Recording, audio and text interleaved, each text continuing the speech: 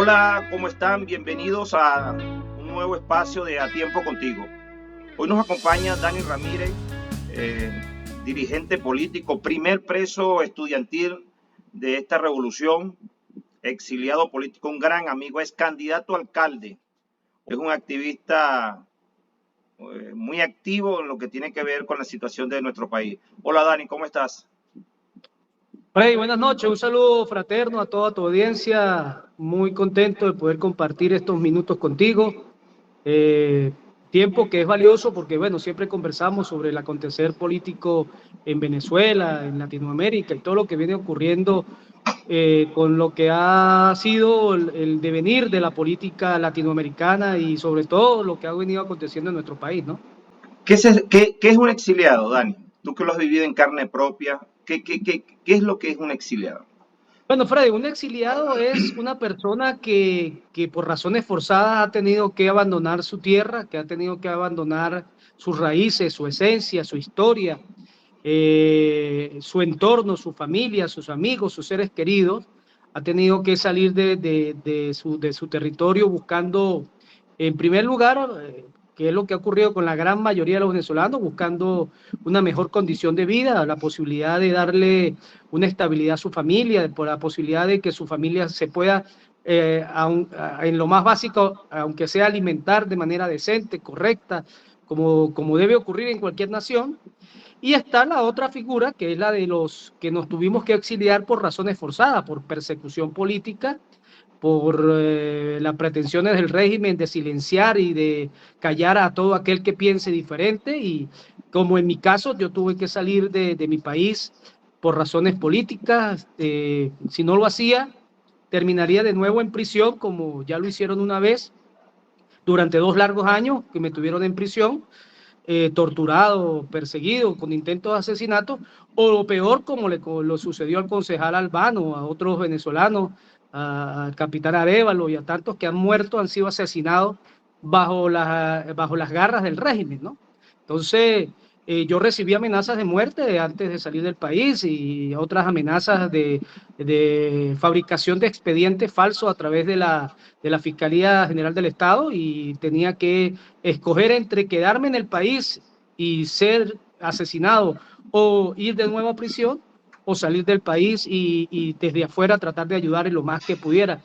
Yo siempre he dicho que los mártires no gobiernan, y nuestro plan, desde que yo comencé la política por allá en La Grita, hace muchísimos años, desde mi tiempo del líder estudiantil en el Liceo Ángel María Duque de La Grita, mi plan de vida siempre fue servir y tratar desde la conducción del Estado poder plantear las reformas y los cambios que tanto ha necesitado Venezuela, no solamente en esta tragedia dantesca que ha vivido Venezuela en los 23 años, sino yo creo que Venezuela ha tenido que cambiar su modelo económico, político, social desde los años 60 para acá, porque aunque se lograron muchas cosas positivas en Venezuela en la época de la democracia, el modelo que se implementó, el modelo estatista de Estado, no permitió alcanzar el desarrollo, la modernidad y la prosperidad tan anhelada por la gran mayoría de los venezolanos, y eso tenemos que entrar en una profunda reflexión sobre lo que tenemos que hacer, y principalmente desde la conducción del Estado. Entonces, quienes hacemos política y quienes siempre hemos soñado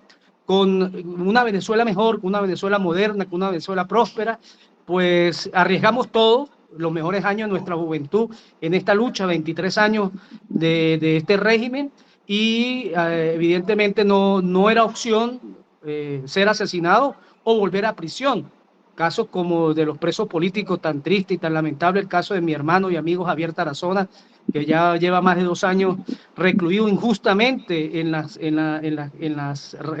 celdas del SEBIN, de la Policía Política del Régimen, en Caracas, en el Helicoide, y realmente, así como él, cientos de venezolanos que se han atrevido a pensar diferente, a hacer propuestas diferentes, a denunciar todo lo que ha sido la corrupción, el saqueo, la destrucción del país, el narcotráfico y todo lo que ha estado detrás de quienes gobiernan y de quienes secuestraron hoy a Venezuela. Entonces, Muchas cosas, esas dos muchas versiones cosas, del exilio allí están. muchas cosas, Dani, han ocurrido, han pasado desde tu salida del país, con muchísimos errores, pocos aciertos, han hecho que la población entre en una espiral de frustración.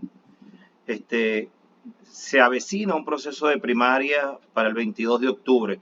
Tú has sido en todas tus publicaciones, en todas tus actividades en las redes sociales, un crítico a la oposición y a la forma de salir de este gobierno. ¿Cómo tú ves la situación que se pueda presentar ahora de caras al 22 de octubre de este año?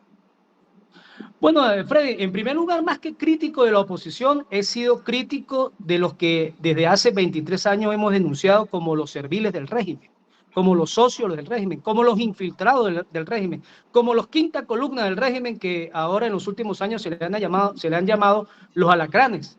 Tristemente, en los primeros años de la lucha democrática por la necesidad de unificar las fuerzas democráticas en Venezuela, muchos de estos individuos fueron infiltrados, tomaron posiciones importantes en partidos que tenían un poder de decisión muy fuerte dentro de la unidad.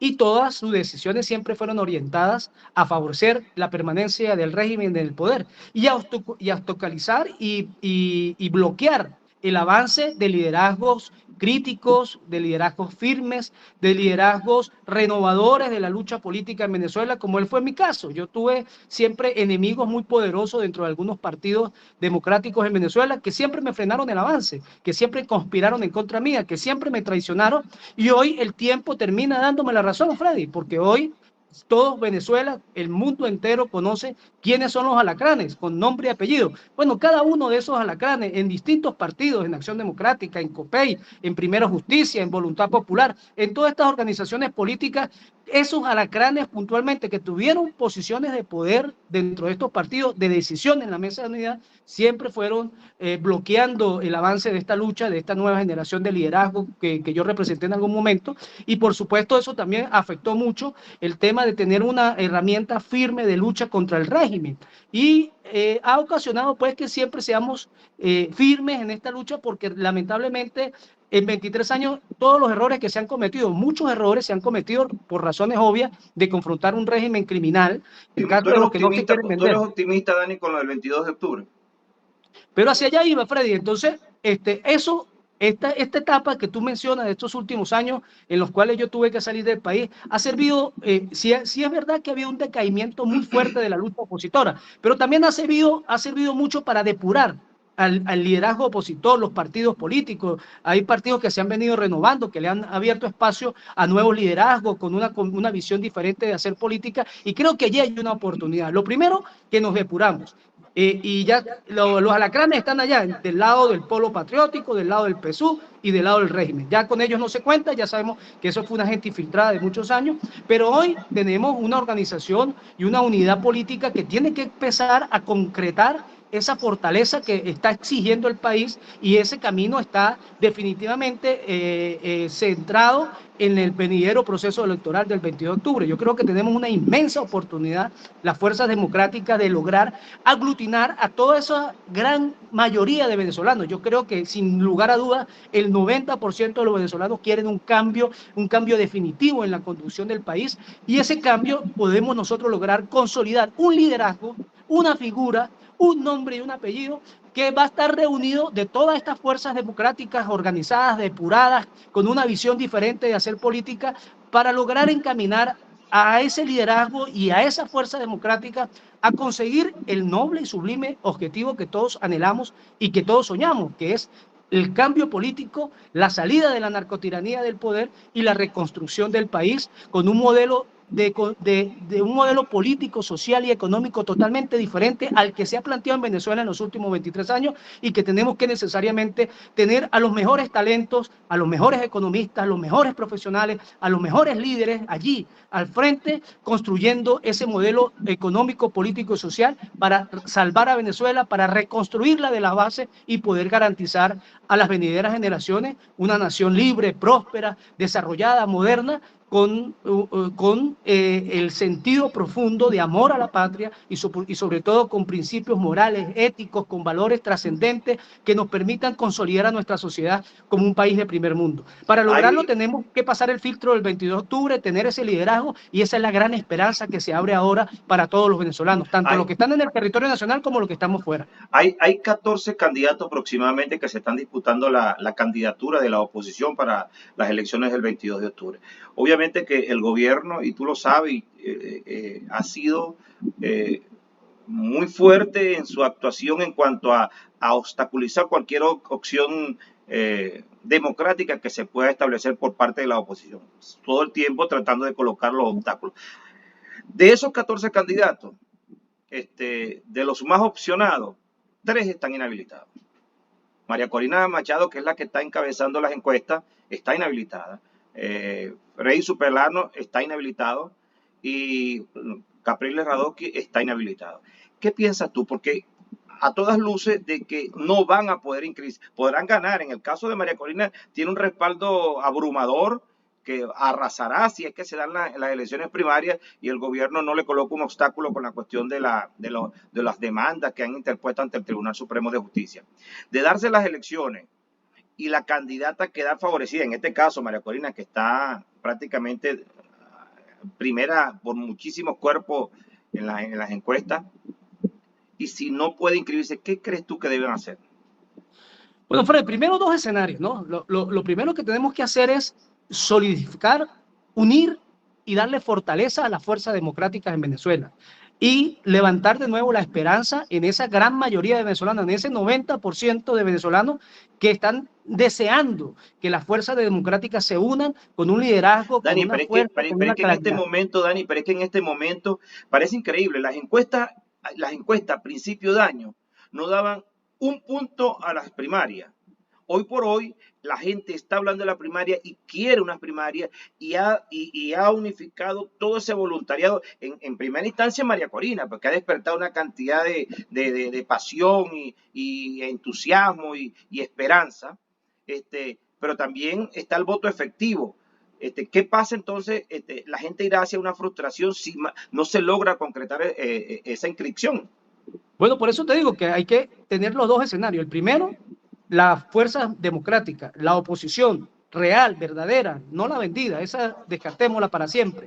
La oposición verdadera, unida, con el 90% de los venezolanos atrás, con ese ejército de más de 25 millones de venezolanos allí, firmes, convencidos del cambio que tiene que ocurrir en Venezuela.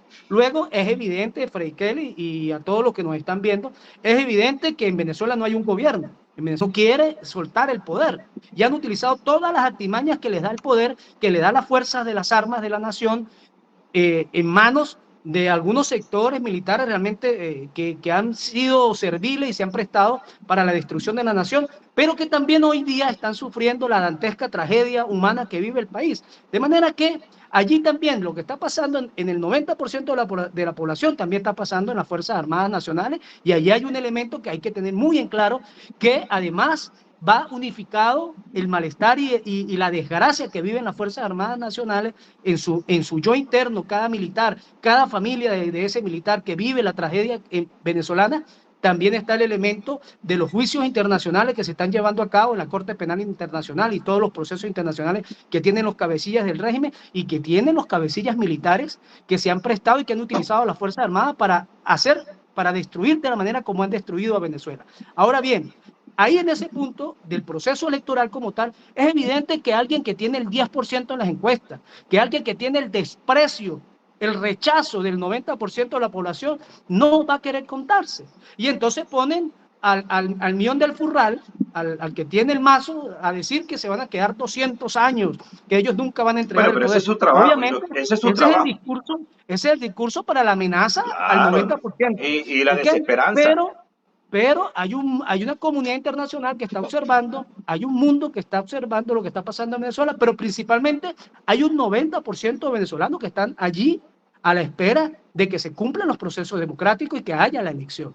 Si el régimen no permite escribir al líder que escoja la gran mayoría de los venezolanos para que lo representen en esa elección, allí van a tener la necesidad de darle el palo a la lámpara o de darle el palo al sancocho y Pero acabar Dani, no, definitivamente sí, con la el democracia. gobierno, aquí no hemos ido a elecciones, es decir, el gobierno sí ha pasado la constitución, los tratados internacionales, los gobiernos democráticos que han levantado su voz, y en el país no ha pasado absolutamente nada. No, se ha O sea, pasado, Freddy no, Kelly, no, se ha está bien, pasado. Tenemos 23 años en las calles movilizando el pero los país. tipos siguen allí. Siguen allí por el uso criminal de las armas de la nación, Claro, pero es representado que en eso las es lo que Fuerzas van a hacer Armadas uso del de país. ella. Pero una cosa era un maquillaje de democracia, unas elecciones manipuladas, fraudulentas que hicieron durante 23 años con un supuesto liderazgo de un Hugo Chávez que no fue así, que no fue tal el liderazgo, sino que todo fue manipulado, medios de comunicación, encuestadoras, recursos del Estado, miles de millones de dólares que ingresaron al país por la renta petrolera cuando se subió el precio del petróleo y que tenían el barril de petróleo a 110 dólares por barril y tenían todos los millones para comprar y manipular conciencia, no solamente en Venezuela, sino a nivel del continente americano. Y esa Fuerza Armada está allí y tendrá que tomar la decisión si va a matar al 90% de la población. ¿Tú crees En que, su momento cada militar tendrá que tomar su decisión. tú Y crees? en su momento el liderazgo, Freddy Kelly, tendrá que asumir la responsabilidad de contundentemente, con fuerza, reclamar la ejecución de los tiempos democráticos, la inscripción de su candidato y la elección y cobrar el triunfo que Ahora, definitivamente, tú de crees acuerdo a toda la encuesta, tú, el país democrático quiere el cambio. tú crees que de verdad, Dani,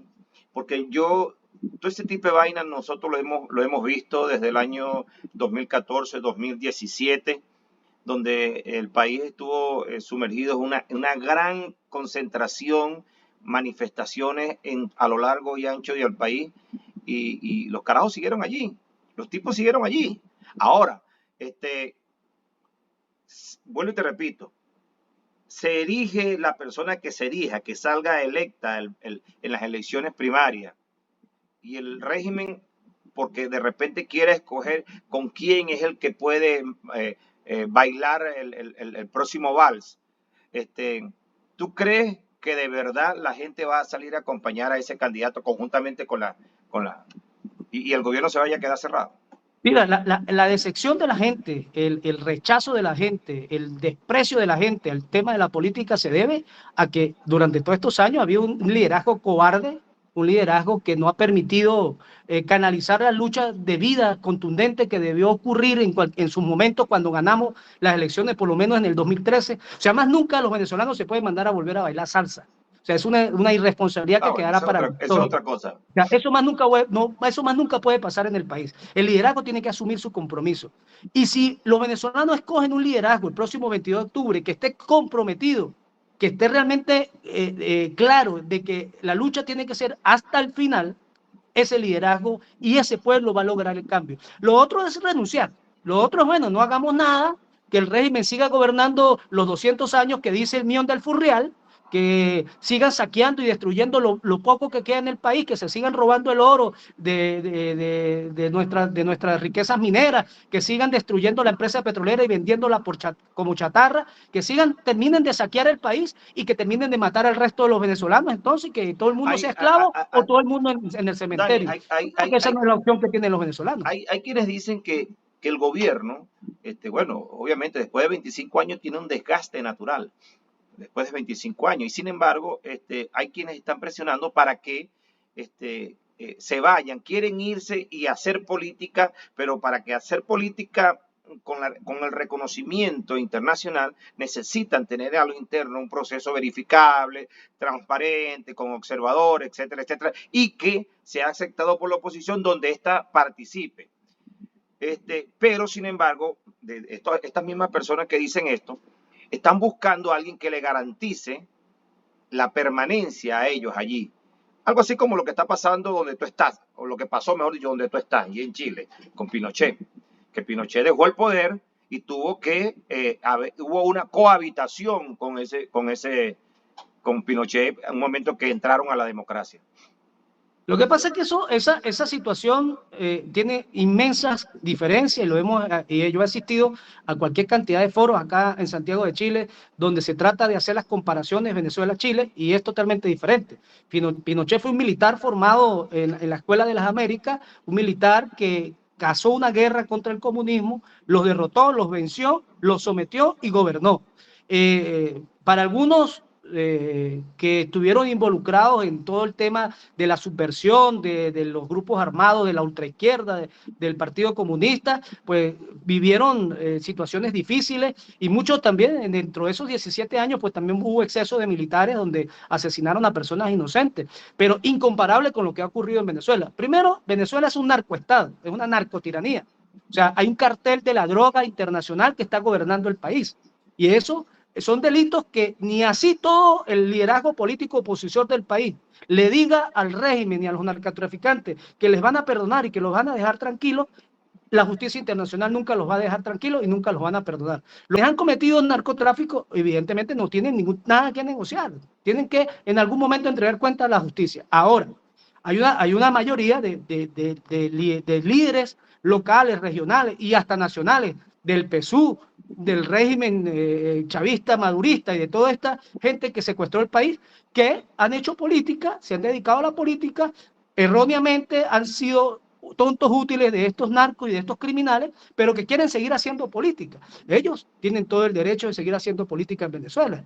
Una persona porque estuvo en el PSUV o en el Partido Comunista, bueno, que ahora el Partido Comunista fue asaltado por ellos también, pero toda esta gente que estuvo en el polo patriótico, que hizo política, que trabajó en política, que no mató a nadie, que no traficó con droga, que no cometió ningún delito de lesa humanidad, que simplemente estuvo ahí porque creyó en esa mentira del socialismo, del comunismo y de la revolución, ellos tienen todo el derecho de seguir haciendo política. Con ellos se puede llegar a acuerdos de convivencia, de paz. Con ellos se debe pacificar el país, además. Con ellos se debe hacer democracia, porque están allí, porque son seres humanos, son venezolanos que tienen todo el derecho de hacer política. Ahora, Dani, pero eso es otra cosa. Pero mira lo siguiente, el gobierno está tratando de llamar a elecciones en el primer semestre del año que viene, el año 2024.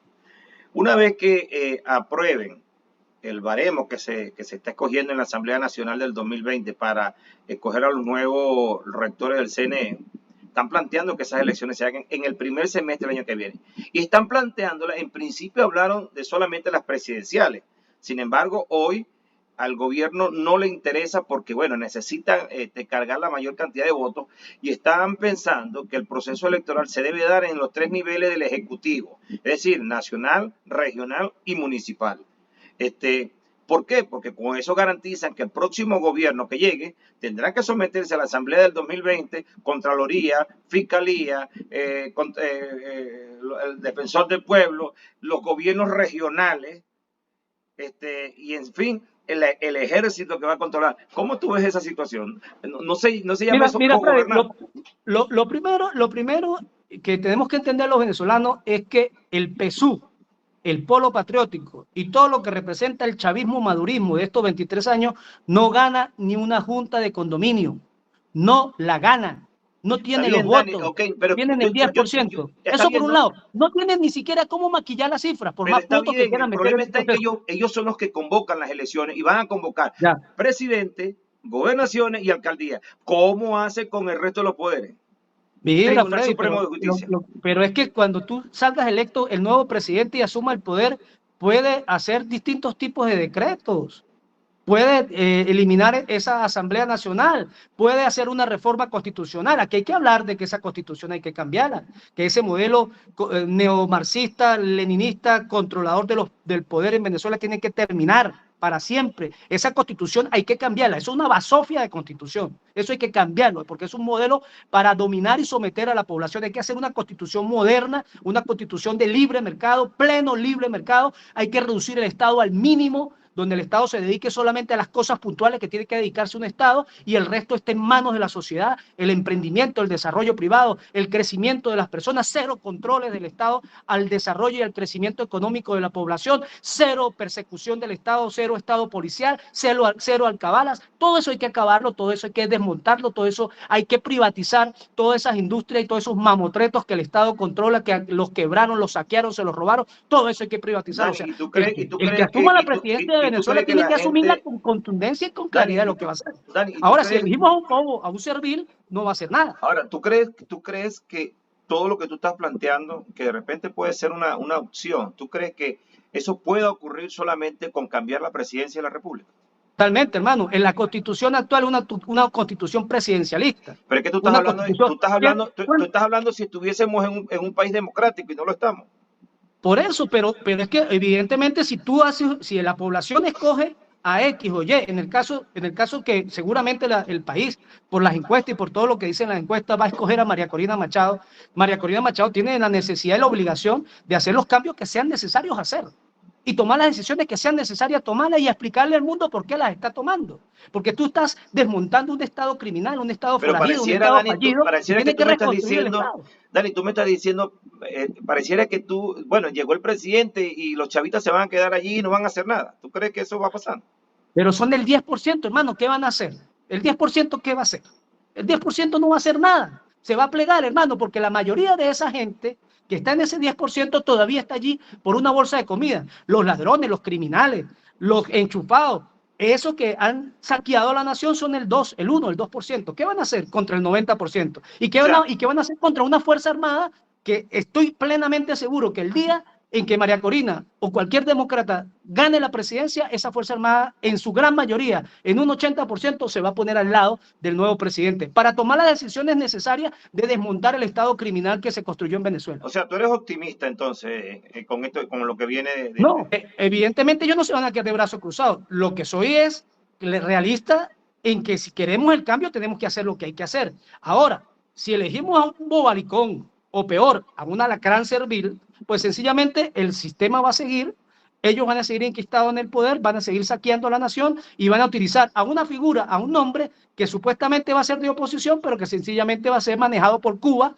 por el crimen, por los criminales cubanos, por el régimen ruso, por el narcoterrorismo colombiano, ELN, la FARC, y va a seguir manejado por el terrorismo islámico, el Hamas y el Hezbollah, que controlan un importante territorio de Venezuela. El crimen y el territorio va a seguir siendo un espacio de crimen para el servicio de todas estas mafias internacionales. Ahora, si queremos un cambio, porque es que yo escucho a veces a los políticos, algunos políticos en Venezuela, yo entiendo que está en Venezuela y que tienen que cuidarse porque algunos piensan que los van a poner presos o los van a perseguir y evidentemente es así y hay que cuidarse en Venezuela, yo a veces lo escucho, pero una cosa es cuidarse y otra cosa es la cobardía. Yo este discurso lo mantuve hasta el 2018 que tuve que salir y aún lo mantengo. Evidentemente estoy en un país democrático donde hay libertad de expresión. Y yo entiendo mucho al que está allá y que no se arriesga a decir las cosas como son, pero hay que hacer las cosas cuando llegue el momento, hay que hacerlas. Aunque se diga una cosa de manera adornada, maquillada para evitar ser perseguido por el régimen,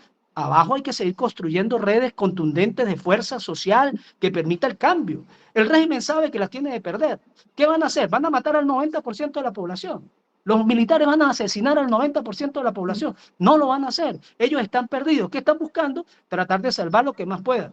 ¿Qué van a poder salvar? Bueno, se van a salvar algunos recursos, algunos millones que tengan en cuentas fantasmas en el exterior, pero no se van a salvar de la justicia. Los cabecillas, ojo, la base política va a seguir haciendo política. La gente de la VC, la gente de los grupos estos de los barrios que manipulan, que utilizan con una bolsa de comida y van y mandan a agredir a los candidatos de la oposición, como están haciendo ahora, esa gentecita va a tener que entrar en el camino del respeto a la ley, del respeto al otro, de trabajar, de ver que se puede salir adelante trabajando con oportunidades de empleo, con oportunidades de emprendimiento, insertándose a la vida activa y productiva del país. A esa gente hay que llamarle y decirle, ustedes tienen derecho a pensar como piensan, pero tienen que incorporarse a las nuevas normas, las nuevas reglas del respeto al ciudadano, del respeto a las leyes y del cumplimiento de las normas sociales para que puedan estar activos en una sociedad de prosperidad y de modernidad. Ahora, si nos quedamos de brazos cruzados y lo peor es no hacer nada, o lo peor es entregarse, Freddy, y eso es lo que muchas veces tenemos que entender los venezolanos, tanto los que están en el territorio nacional como los que estamos afuera, que hay que hacer algo. Y hacer algo significa tener claridad de que estamos enfrentando a una banda criminal, no a un gobierno, Freddy, no estamos enfrentando a un gobierno. Eso no es un gobierno, eso es una banda criminal que asaltó el poder y que tiene el control, que tiene el país secuestrado por la vía de unas armas que han sido manipuladas durante 23 años, pero que están perdiendo ese poder y que en el momento en que haya que hacer lo que haya que hacer para reconstruir a Venezuela, tenemos que estar al frente allí haciéndolo. Dani, se nos acaba el programa. Un mensaje para el Táchira, un mensaje para Venezuela, ya que estamos culminando este espacio de A Tiempo Contigo. Bueno, Fred, mira, lo más importante es que no podemos quedarnos de brazos cruzados. Lo peor que podemos hacer es la resignación.